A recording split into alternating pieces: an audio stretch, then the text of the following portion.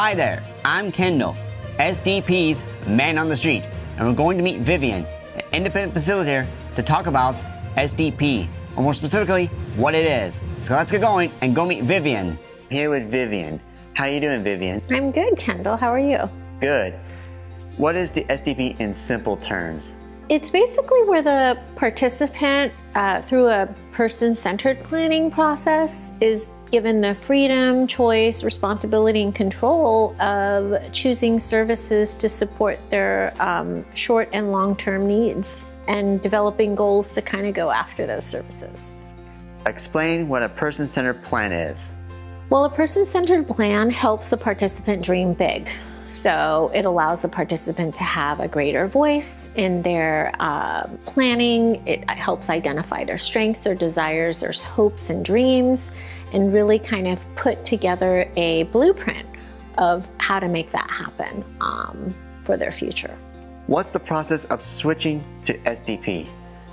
They usually attend a self-determination orientation, and that gives them a lot of information about self-determination, what's involved. And then if the participant would like, or their family supports would like, they could retain an independent facilitator to kind of help guide them through that process. It's not required, but it's often recommended just to be able to kind of go through all the different steps involved. Once a budget and spending plan are completed, then the person is well on their way to becoming self-determined.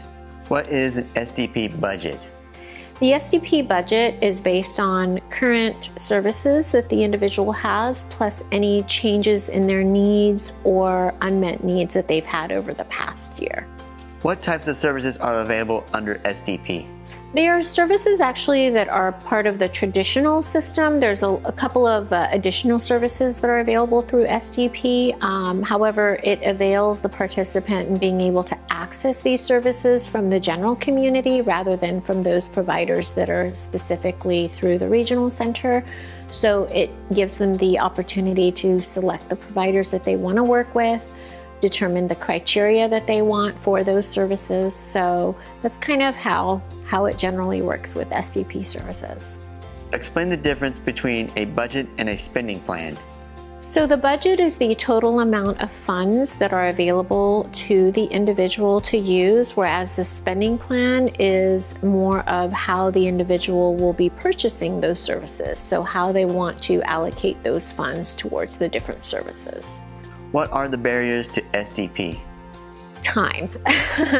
The length of time sometimes that it takes to get into SDP can be quite daunting. I always explain this to participants in their circles of support as just making sure you have all your ducks in a row and being sure that, you know, all the elements are kind of in place, or, you know, identifying who the vendors are. Some people may not know who they want to work with or what services they want to have. So those can be barriers because those can kind of prolong the time from moving from the traditional system to self-determination.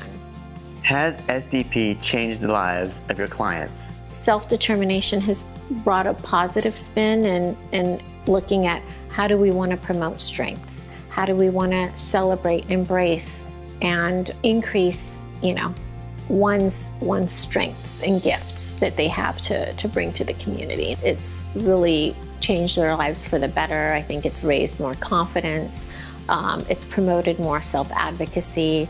It's really kind of brought their dreams, goals, wishes, and desires to fruition, being able to see it, and it's really made such individuals, I think, heard in a better and improved light. And I think that's the most beautiful thing about it.